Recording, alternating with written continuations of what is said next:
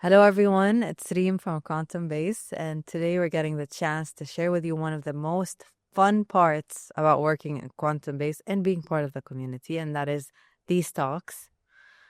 We do these talks a lot online, and when we're working, so we're finally getting it published or sharing it with you, and let's get to it. Beautiful. Hello, Rami. Hello. Today we're going to be covering key topics about AI automations, agents, what's the difference between them, as well as the changes to the job market, the education system, and Rami's trip to India. Let's go. Let's go. Rami, we've went through your starting out of Quantum Base, and we've heard that story like a million times now. But I'm curious what got you started, and I'm sure everyone is. What got me started in AI? In AI, everything, the whole trip. Okay, that's nice. So actually, I never thought about like starting in AI. It wasn't something I was actually looking for. It came as a result of me not knowing what I want to do, and me knowing that there are a lot of things that I want to do, and then finding something that enabled me to do all of these things together. So, like in general, my love for tech started way before AI, when I went to India at 19. So that was my first, that's where my entrepreneurial journey started. So at 19, I went to India, I started my first company, and that's where I fell in love with tech and business.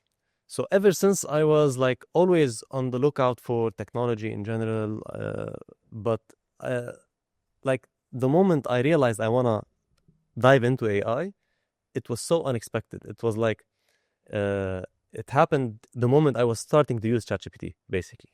Where was that? Where? Yeah, was it in Lebanon? Was it in It was in India? Lebanon. Yeah, it was in Lebanon. I was like, it's November 2022. ChatGPT just came out, and I was like testing it. Oh, I saw like I'm typing stuff, and it's showing me how it's writing back to me in a natural human-like language. And I was thinking to myself, like at this moment, like a million thoughts started coming to my mind, and like the most dominant thought was, I'm gonna spend most of my time on this from now on. Yeah, so and then I spent the next 3-4 months just testing everything that has to do with AI. Mm. Let me take me back to India. What was your turning point there? Because I'm sensing like you went through something because you went into India, fell in love with business, marketing. There's the gap here. What got you back to Lebanon to trying ChatGPT? What happened back in India? Okay, so also like it's almost like the same thing. I never planned to go to India. It came as a result of me wanting to leave university. So your dropout. Yeah. Nice. So at some point, uh, I got fed up with university. Like I was already fed up with school, so I went. I was waiting to go to university. I thought like university is going to be this place where I'm gonna meet a lot of people who are coming up with ideas, and we're gonna do stuff. وباشو. Yeah, cool And vibes. and then when I actually reached university, I thought, man, this I'm definitely gonna not gonna stay here for the next 3-4 years. So from that moment, I started searching for things like I needed a reason to leave university, because I can't just leave uh, like that. Especially that my parents, like this was their mission in life, like to Yeah. give us good education, to put us in universities and schools. So I needed a very good reason to leave. So I started looking at everything around me and thinking, how can I do it better? Uh, Literally everything you can imagine. Whatever I'm going, like, how can I do this better? Is there something I can do with this? Is there a product that I can come up with? Until I came up with an idea of a smart cover for smartphones that gives people the luxury of personalizing how your phone looks like. And I was sharing this idea with my cousin, and he told me we should do this. Okay, how should we start? let's do some research. I started doing some research. What do we need? Stuff like that. What talent? And we realized India is the best place. Okay. Yeah. So Very unexpected. yeah, very unexpected. So I told my parents I'm gonna go in the break between the 2 semesters. Mhm. So for 15 days. If Yeah. it doesn't work out, I just come back. If it works out, I continue. And it all happened like in a week. So I took whatever my father had left for me, like emergency funds. I took that without telling them, and we used that budget to go to India. So yeah, when I landed there, I called my dad. I told him I have 2 options. I either come back and like live like 99% of people, go graduate, start working, go up the ladder, which has some security in it, or I go with the 1% possibility of success, but that 1% is really worth everything else I would choose to. Yeah. And I would choose the 1%.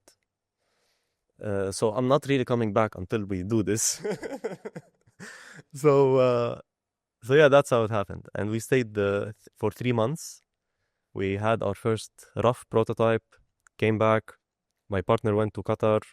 A week later, he got the seed investment, and then we went back to India for almost 3 years. Nice. Crazy. Yeah. What a wild journey. Yeah. So what got me to AI afterwards was I was never the tech guy in the whole project. Yeah. It was more like the product innovation part. That's where I was. And I was always interested in marketing, in advertising, in product development, stuff like that. And so when I came back to Lebanon, I started doing everything that has to do with building digital businesses, like digital marketing, social media, websites, e-commerce, stuff like that, for about 7 years. Yeah. 7 years almost. And but I was always on the lookout for new technology until I tried ChatGPT in November 2022. That was a wild experience. Yeah, it was very like during that period, every 6 months I was someone. Mm-hmm. Yeah. So for the last 3 years, I'm just an AI guy. Hopefully that remains for some time. Yeah. Okay, so you're using ChatGPT, you're fascinated by its capabilities, and it sounds just like your best friend. Fast forward a couple of years later, it's today. And we're hearing more than just ChatGPT these days. It's all of these tools, it's automation here, AI agents there, layoffs here, new jobs there. Tell us a bit more. What's the main difference when it comes to a topic like AI automation? And then you've got AI agents, which are beyond just a mere tool like ChatGPT. Or are they all the same thing and just we have it different, or are they intrinsically different? What's your take? I mean, we can. I'm gonna share a few thoughts about this. One thing I would like to hear more in details from you, like for people just to know also the impact that this technology can have on your day-to-day life. You once shared with me the like how you worked on a project. It took like 3-4 hours instead of 2-3 weeks, which was. You tell me about that, and like we'll go from there, like to take it to the agents or automations where it can even be on a totally different level. Okay. So one of the quickest things, I've got a lot of stories with AI. They're quite interesting. I'm not very much of a social person myself. AI has been best form of entertainment. And before I let you in on earlier parts of my journey, there's this specific case that you've mentioned, and that is I was short on cash. We can cut these off of was it not for it to come naturally? I have to overshare. Yeah. Anyways, so I was short on cash. I wanted to sign a client, a marketing client at one point. And I just was, at the time, I was fascinated by the image generation models because they've improved a lot from before. And while they might not be perfect, but they can get a lot of the job done, especially if you're short on a budget or you want something that's cheap but does the job. So you can go for these kind of tools and these kind of skill sets. So, and I did just that. And the reason why I was able to do that or think of that as a solution is primarily because taking on a marketing client or any social media management kind of client is not a tedious process. It's a long-term kind of thing. There goes a lot of planning, a week, 2 weeks, sometimes 3 weeks planning into the creation of the content and the execution of the strategy. But AI, and then specifically a couple of AI tools that we had on hand. What were the tools? Primarily ChatGPT, Midjourney, and Higgsfield. Okay. So these were the primary 3 that I was using at the time. And I was able to just generate, like, not even just plan the content. Plan it, execute it, schedule it, all because I had these 3 tools Beautiful. in one day. What could have taken me and probably 3 other people to just think of the content, execute it. That's assuming we're on a lower budget and we're not operating on full campaigns. Yeah. Beautiful. So that's it. But my personal journey with AI is quite interesting. It involves a lot of anxiety and panic. Because starting out, there were all of these tools and all of these information about AI that was just coming out. And you started with ChatGPT. We somehow we all started there. صح. Most of us, unless you're like a hardcore AI nerd, you probably started back. But with all these tools coming out and influencers and these AI engineers that are 20-something-year-old and you didn't know AI was a major before, like who taught PPCC? I mean, they probably went through another education that we did not sign up for, or at least our parents did not sign up for. And there's this bunch of information and you're not sure where to start. And from normal previous experiences, everyone can know that not everyone is right. So there's definitely someone that's going to just jump on the hype and teach it, or that other people, or like some people feel like they're scamming and they're just saying what everyone else is saying, not any knowledge. So you kind of get so anxious. Where should I start? Where should I go? Should I try this tool or that tool? And all of a sudden, you've got a website that's called, there's an AI for that. And you can literally look up what you want and it tells you which AI is there. So imagine getting 100 AI tools for content creation or these large language models. Which one's better? It got chaotic. Chaotic, anxious, panics everywhere. I at some point, I could not sleep. I would eat, breathe, talk AI. And when I can't think of tools, I'm overthinking tools that I already use. And what if I change the completely useless overthinking thoughts until I came across Rami in Quantum Base. And that was a turning point. For the first time in more than 1.5 years, I was able to sleep. And I can still remember that day. I was able to sleep just after we had our call. And it was the first program that you had made. On the AI Disruptors. The Disruptors program. That place felt like home. It felt like a sigh of relief. I can just, close my screens for the day. If I close my phone, I'm not going to panic just because I know what I'm about to get into. That's beautiful. Yeah. And that was great. There was a lot of knowledge there, a lot of experimenting. At the time, we weren't working together. Yeah. So for those of you who don't know, actually, that's how we, like Reem and I, got to know each other. She first joined one of our programs, and then her light shined so bright that we had to start working together, and now we're here.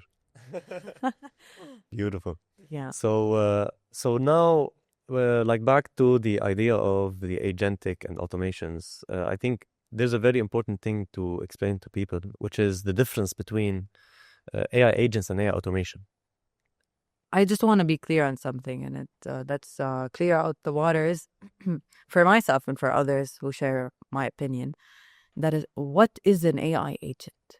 Let's start there before we get into the difference. Yeah. Okay. So what is an AI agent? Mm-hmm. Basically, when you're using ChatGPT, like a normal LLM, whether it's ChatGPT, Claude, Gemini, you're using an LLM that's not yet an agent.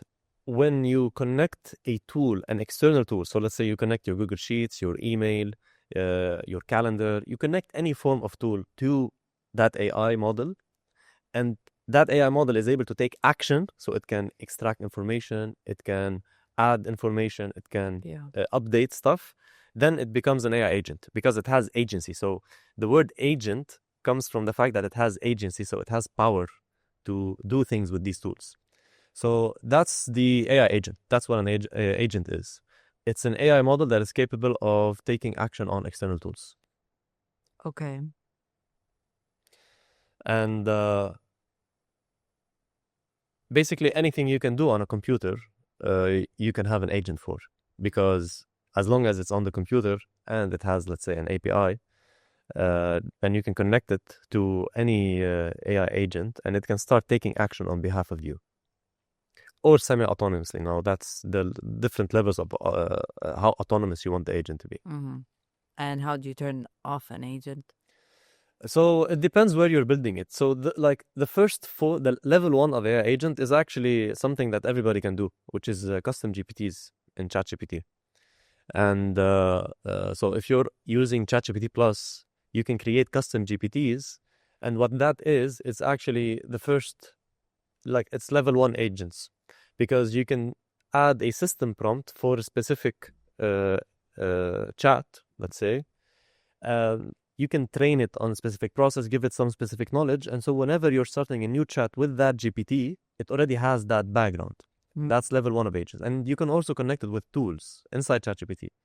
Now, turning it off, it's not, in ChatGPT, it's not automatically triggered. So there's no, it's only activated when you're chatting with it. Yeah.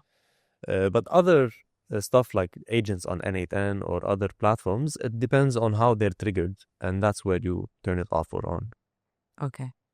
So what you're saying is one of the most basic forms of AI agents is something that most of us have if you've got some sort of a 100%. plan on ChatGPT. And it's like you create this custom GPT.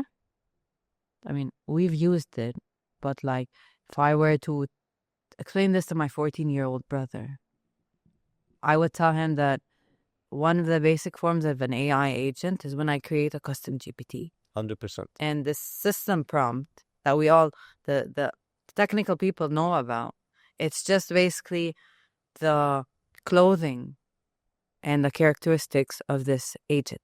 100%. So and correct me if I'm wrong, it's basically what I want the agent to be. So I just put it there and that becomes its system prompt. And if I wanted to have access to other things while I'm talking to it, I just attach those tools. Exactly.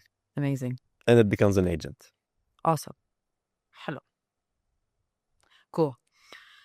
So we've got these AI agents. Now let's say agents can access tools and there's different levels. Then what's the exact difference between an agent and an automation? And if you'd like to just let my 14-year-old brother know, what is an automation? Why should I care? Okay. So, the word AI automation is becoming more famous now with AI. But automation was already there, from the concept of automation, it started with the Industrial Revolution, basically. That's one form of automation. Mm-hmm. It just changed how we automate things. The more digital we became and the more digital products we had, the more digital the automation became. So automation as we know it today, it has been around for the last 15 years, 20 years. You've already had software that can do automations. Especially in the last 10 years to 5-6 years, mostly 10 years, you had Zapier, Make.com, all of these other platforms where you can automate a lot of the processes. But the reason it's so trending or famous right now is because when you add AI into the mix, it becomes an AI automation, it's a totally different level of operations. Mm-hmm. It opens up a whole new ocean of opportunities. So automation is the process of putting different actions into a sequence that happen on a cloud or computer or whatever. So you connect different tools together, and it's triggered by a specific action. Whenever this specific workflow or flow is triggered, it goes through the sequence in a one flow kind of way. Now, and this is where like AI is very, very important, because now you can add AI inside of this flow. So for example, one of the old ways of doing an automation would be, let's say, whenever I receive an email that has this title, I want to be notified, or I want to send it to my Slack channel. I want to forward it automatically to this person. Okay? Now the beauty is, if we add AI into it, whenever I receive an email with this subject or has this keyword in the subject, I can analyze this email, I can understand this email, like the AI can make this analysis, and then based on that, take all kinds of different actions. Then it can autonomously choose whether it has to send it to Slack, to notify someone by email, a WhatsApp message, so on and so forth. That's just one example. Or I can prepare a draft reply to that email. I can understand what the components of this email, extract information from it, and update my Google Sheets. For example, one of the examples we have in the community, which is the invoice, like personal invoice tracker. So whatever email you receive that's an invoice, it gets automatically identified. It extracts all of the information, and it adds all of your invoices in a Google Sheet for you to be able to track it. Yeah. So this wasn't possible before AI, and this is just one of the simple examples. And this is basically the difference between agents and automations. And the difference doesn't mean they can be used together, because inside the same automation, you might have agents operating. And this takes it to a whole new level, basically. You just reminded me of one of the most important things we're working on now, and that is the bootcamp. 100%. So, and if someone just wants to start at the moment with AI, let's take it to two questions. And this is the first question, and that's a question I get oftentimes, and there's another one. The first one is, if someone just wants to get started with AI today, they're nothing, they have no information, no AI background, no technical background, like me. Very marketing, very like the only technical thing I've done is wanting to learn Korean. That's about as technical as it gets in math. But besides those two, no technical background. So for someone starting out like that, besides the Korean, how can they start? And two, if someone already has an idea about the AI, they would just want to take it to the next level, or they want to make money out of AI. Tell us how to go for the one with the two. Okay, so for the one of the best advice that I've heard and I give people is just experiment and play around with AI tools. Before, like, we have courses, as you know, like we have courses in the community for those who are starting off, the art of prompting and the ChatGPT masterclass, two fundamental courses that can really get you started correctly when it comes to using these tools. Mm-hmm. But apart from that, apart from like buying a course or joining a community, the best way is just to use AI every single day and experiment with it and play around with the different ways that you can come up with the same output, because the same output you can reach it in different ways. Mm-hmm. And I've learned a lot through that process. Or like experimenting, if I change just a single word in the prompt, what would be the outcome? Or like if I change the framework, if I'm doing copywriting, for example, if I just change the copywriting framework that I'm using. So the number one thing that I would say is protect your curiosity at all costs. Play around and experiment with AI every single day, at least for 30 minutes. Yeah. And if you're really serious about it, you can just simply join the Power Bundle user, which we have, which is composed of 2 courses in Quantum Base. True. This is for people starting off. For the people who want to take it even to the next level, they want to start like automating stuff, building agents, whether for their business or they want to start selling these as services. We have the AI Automation Specialist program led by Tariq Al-Ward. And honestly, like, I've taken a lot of courses on AI, and I've watched a lot of tutorials and videos and read a lot about it, and I have experimented a lot. And I can confidently say the AI automation specialist course that Tariq has provided is definitely in the top 1% that's available on the internet. I can say that in full confidence. And it's not just me. It's literally all those who are going through the course, the students.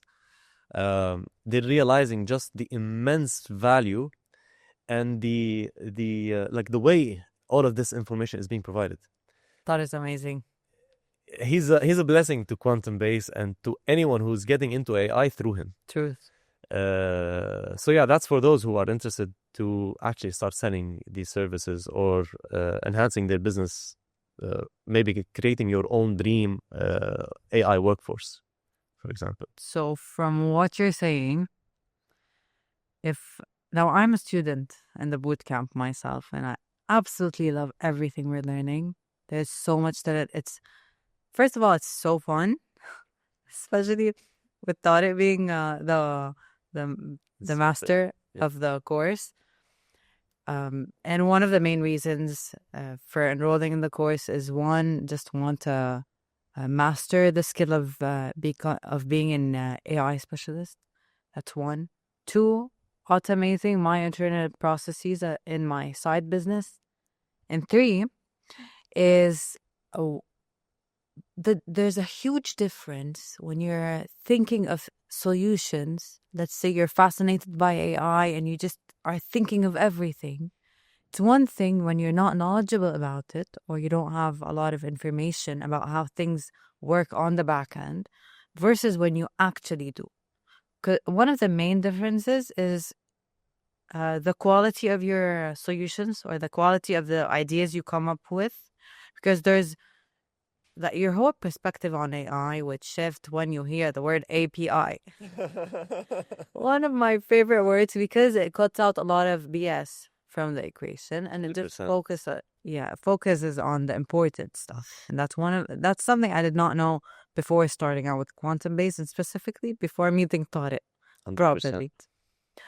So that's one. The other thing is the immense possibility it creates and the shift that happens when you get to experience such critical knowledge about AI. And it reminds me of something you often talk about, and that is the value shift that we're going through. And it's something that has always stuck with me, specifically from day one you were teaching the Disruptors course. You started off with talking about where we are in history, where things are going to the future. And I think everyone should hear that as well. Okay, beautiful. Of course, like it's the more I talk about it, the more I realize how important it is to really be aware of where we stand right now in history. So, what's the value shift? Basically, how I see it. Almost every 100 years, there's something that happens that I call the value shift. And what's that? It's when a new disruptive technology comes in, and it forces us to change a lot of the norms that we lived on and a lot of the definitions that we had. And the value of a person and what that person is able to provide to society shifts from one place to another whenever we have this type of new technology. So, for example, in the 1700s, we had the Industrial Revolution. And during that period, like before that, the value of people was based on their physical strength, because a lot of the things that needed to happen required a lot of physical activity. Yeah. And so when the Industrial Revolution came and you had these huge like factories that can do things that 1,000 person can't, value shifted from physical strength to knowledge and acquiring knowledge.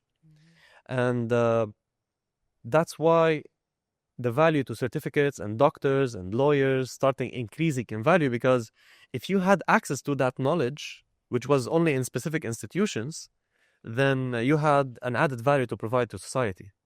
Yeah. And then that led us to the scientific revolution in the late 1800s, I think, or in the late 1700s. And then we had a new shift pushing us to the information age. And so we went from physical strength to acquiring knowledge. And then in the information age, we had the value in experience and skills. So it wasn't enough what you know, but what you do with what you know. What can you do with what you know? Because I think we can all relate in the last 10 years, which was the end of the information age, which we were all born in. Like, so the information age is the age of the internet and the computers and the personal computer, which was somewhere around 1970s. That's when it started. Yeah. And so with the beginning of that age, knowledge was available for everyone.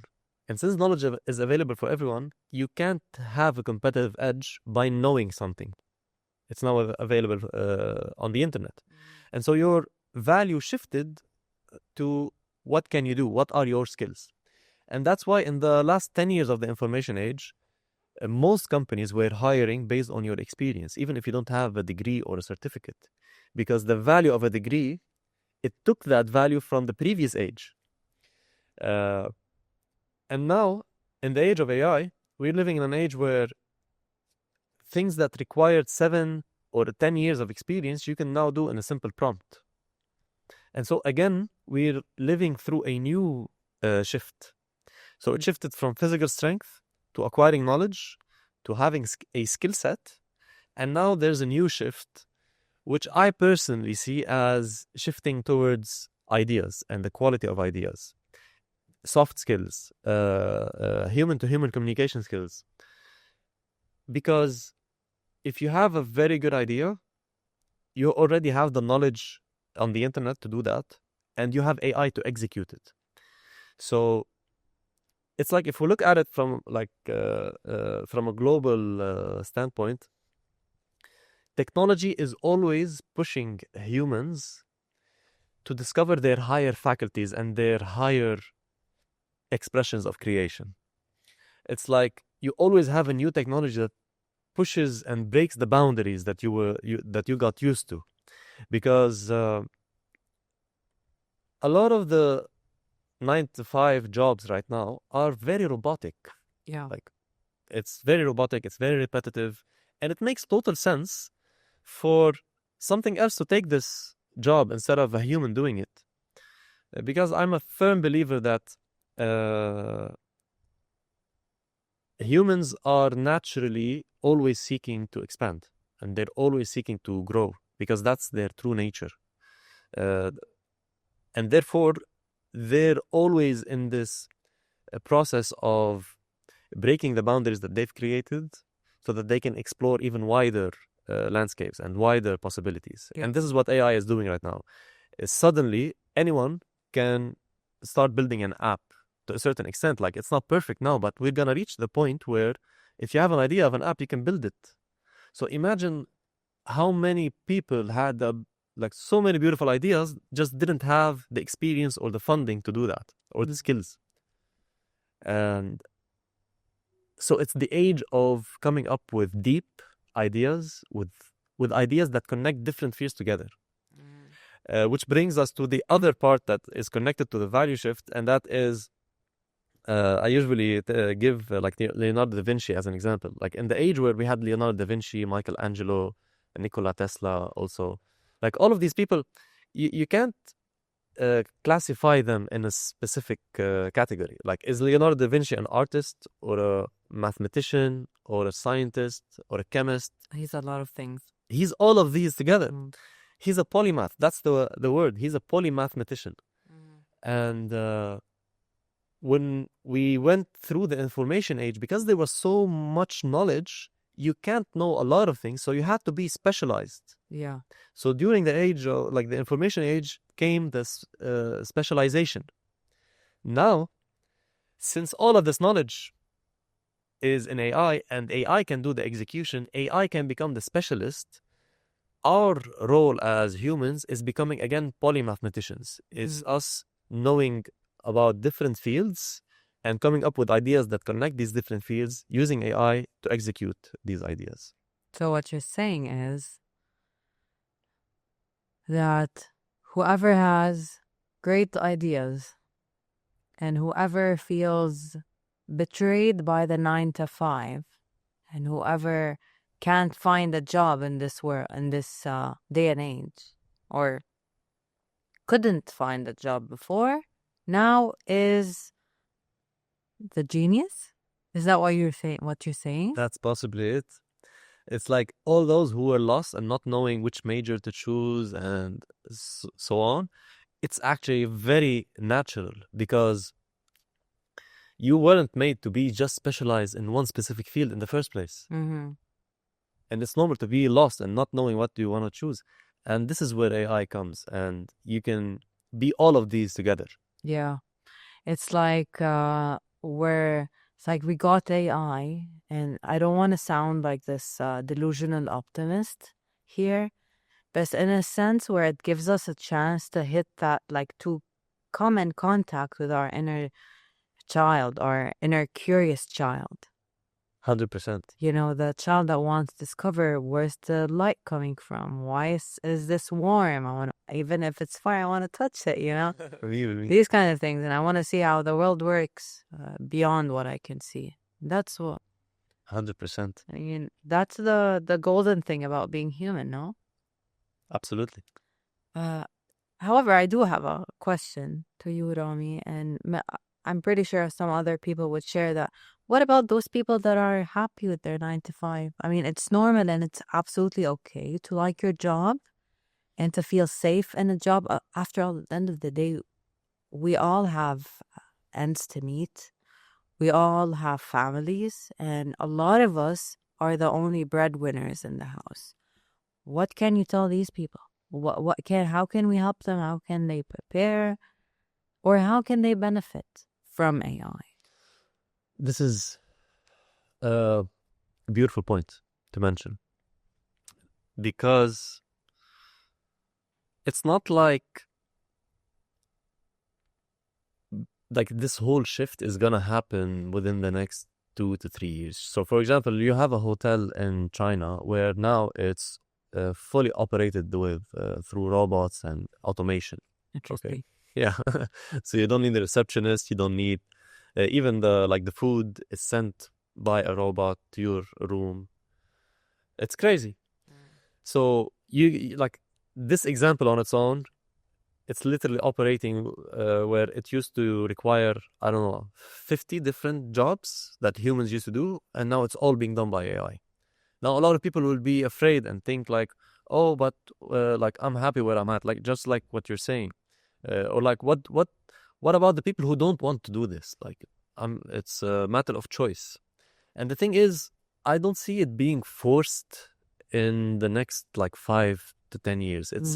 It's a process of evolution, and it will take time until we reach the point where we totally don't have any 9 to 5 jobs. We're still going to have a lot of this for probably the next 15, 20 years.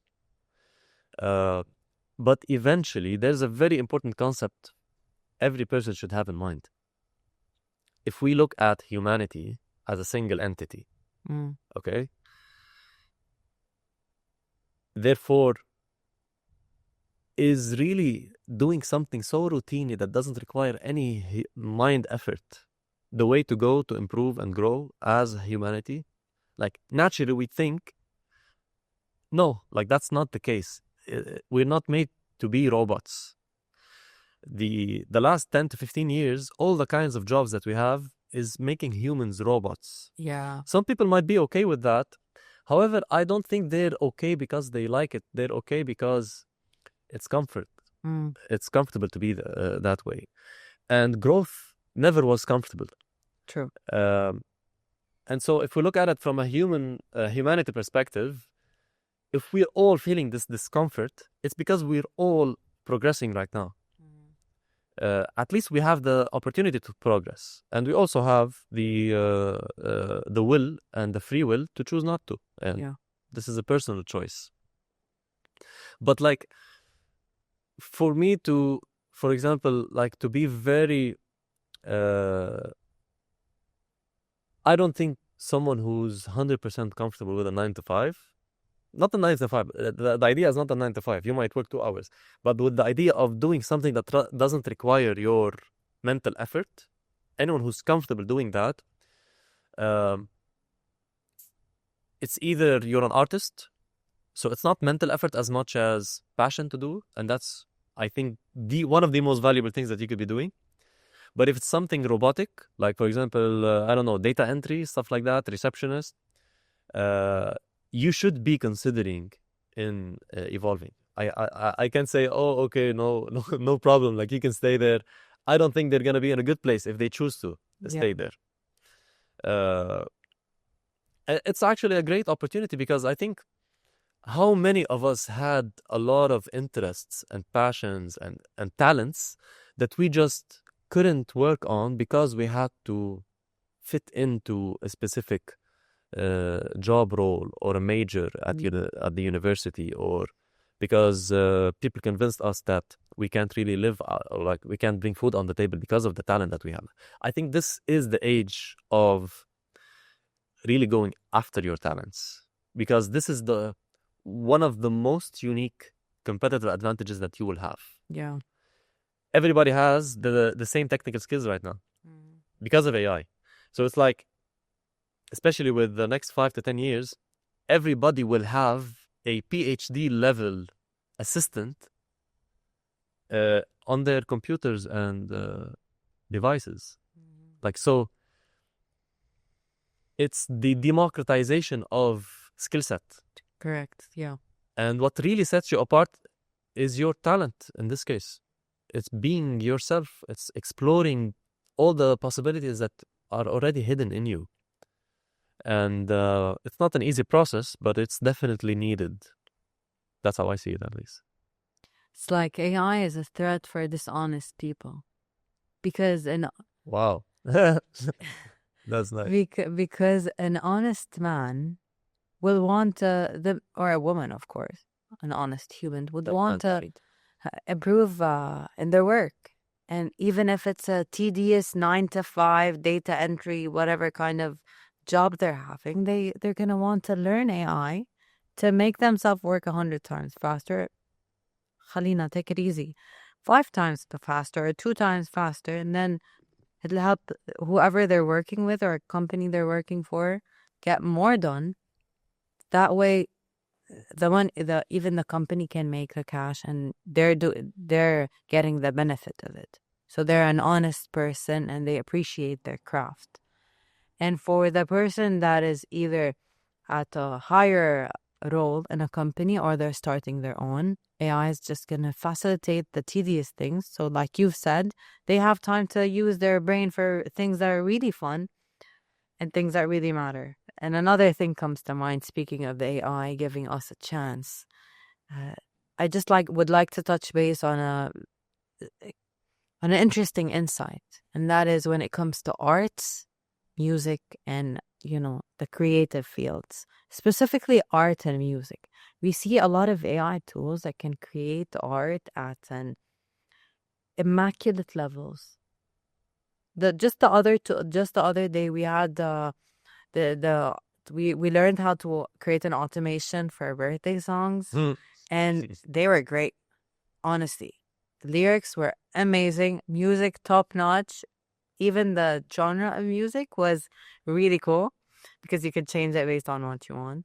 And there's the art, and we don't even have to get started on that. ChatGPT is the least good. The higher you go with the models, the crazier the detail. It looks fantastic. But I think the important thing here, and why human art and human music is even more important and is the only thing that will remain as art, is the fact that we always care about the story behind the art. AI is cool as long as the human behind the art, behind the AI art, is human.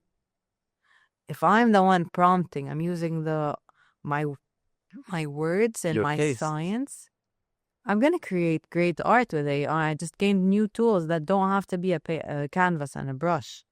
But on the other hand, for the people that are actually creating music with an actual guitar and with the actual canvas, and they're breaking their backs in front of a painting for hours, this will never go out of sight, because humans have cared about humans. Humans buy from humans, and art has gained its value because of the story behind it, the tragedies, the happiness, the essence. That's why we always fall back in love with vintage song, with 80s songs and the 70s. I thought about this myself because I'm an 80s fan.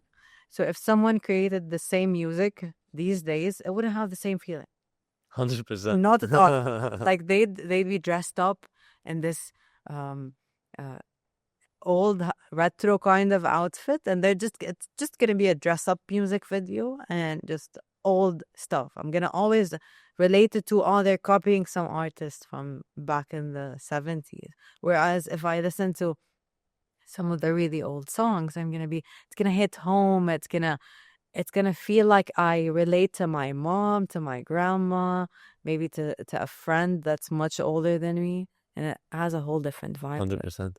And just to add to this, actually everything that will be handmade, so like art that is done with an actual human, for example, playing guitar or drawing, it's going to increase in value apart from what most people think. So it's like, because we're in an age where the most value goes to the idea, we depend more on our minds than we did before, which most people think we're losing. Like we're more dependent on an AI to think. That is one of the cases, but the other case is you actually depend more on your brain right now. And you being an artist and doing art authentically, like yourself, it will only increase in value in an age where everyone can do the other things that don't have to go through the effort of actually becoming skillful in that thing. And now let's go back to the job field. And I feel like that's something that matters for the most of us, if not all of us. It matters a lot to parents, I feel. And that is the job field. And then the other thing is the education leading to those jobs. I'm personally scared because I have a younger brother, he's in school. And they're not teaching them AI. Just some high school teachers, they're getting familiar with ChatGPT. What do you have to say about the current education system, specifically in Lebanon? And the other thing, what would you have to say for all of us in the workforce? To give you an illustration about the education system, how I see it, Okay. it's like today we're learning, like the educational system is teaching students how to create horse carts made of wood, where in reality there are no horse cart industry anymore. Okay. Interesting. Yeah. So that's what we're learning. That's what the education system is, where the education system is stuck. Remember, when we had when the value was in knowledge and acquiring knowledge, that was in the 1800s. Yeah. And that's where the education system is. It's based on you acquiring knowledge. And the whole idea of you gaining importance and value through your certification, it's still coming from there. It's coming from the 1800s. Yeah. So in reality, in real life, we're 200 years later. Like, let that stick for a moment. Literally, the educational system is, in my view, 200 years old. Not the knowledge and information, but the way and the whole concept of education, how we treat it, it's a 200-year-old concept. So I can feel some teachers getting angry with So the first thing to do there, in my opinion, is just to redefine what education is and why we educate ourselves in the first place. What's the need for education? Now, going to the job employment landscape and how both affect each other. Generally, technology forces us to change the employment and the job landscape, and then that will be reflected in the education system. And we start teaching people stuff that once they grow up, they will find jobs for. Because education has always been for you finding jobs. And that, I think, is one of the first problems in the whole concept of education. Yeah. Instead of education being something that helps you grow on a personal level in different areas of your life, your mind, your communication with people, the understanding about you, yourself, and the world, it's mainly made just to fit you into the job landscape. And with AI, it's almost obsolete. Like the whole system is obsolete, because everything you've learned for the last 15 years, if we're talking about like the school, not college, is obsolete and irrelevant to what you'll actually be working on when you finish that period. So it needs a full revamp. That's how I see it. If I had a kid, they would definitely, or kids, like they would definitely not be in school. I'd focus on homeschooling. My wife would agree as well on this, because it's just totally irrelevant when it comes to the education system. When it comes to the job board, or like the job which is more related to the college, the stuff that you learn there and the stuff that you hear from people, we're gonna, the same way we have social media, digital marketing right now, which was unimaginable just 15 years ago. Like before social media, before Facebook, there was nothing called being a social media manager or like a digital marketer. It wasn't there. It didn't exist. You had marketing, but you didn't have digital marketing, which is a multi-trillion dollar industry. And so there's nothing to be afraid when it comes to AI replacing jobs and how the job landscape will evolve. Because as long as there are problems, there will always be need for humans to solve these problems. And that's the job. That's your opportunity for a job. And even in a recent study, like they found AI is replacing 85 million jobs by 2027 or 2030. But on the other hand, which most people don't know and don't focus on, is that AI is creating 97 new jobs. So one of them is being an AI automation specialist, being an AI consultant, a strategist. There's a lot of focus on everything that has to do with the higher faculties, like everything that has to do with strategy, vision, communication, arts, taste. That's the way to go. And that's where every person should be really focusing on and empowering themselves. Even as kids, it's just feeding into the stuff that improve their soft skills. You know, this reminds me, before we close off, of something critical, and that is, no one teaches us how to learn. And this is the superpower. 100%. Because what I'm thinking of, for example, I'm going a bit extreme, but my love for math has brought this up. And that is, and it's something that I've always heard, and that is one of the few things that the Lebanese education system is strong for, is the fact that we get to learn all the hard stuff early on. You don't find very much Western schools teaching higher level math, physics, and biology and chemistry to kids in high school the way they do early on in Lebanese high school. And we're not talking the 12th grade. We're talking starting 6th grade. They start giving you concepts up to 9, and then 10, 11, 12 just takes you up there. And that is these things that we used to learn in the sciences at school. They're important for those wanting to go into the sciences. Now that AI is here, I don't think it's like you said. AI is not going to replace engineers right now, and it's not going to replace scientists right now. But what it would do, it's empower those who know how to use it and those who know how to learn. So it's like, we're not looking at the same concepts anymore just as concepts. And you don't have an advantage if you can understand that concept or if you can solve this equation. Your advantage is, can I have the right curiosity to ask the right questions to this mega superpower AI that I know how it works? ask it the right questions for me to make breakthroughs, 100%.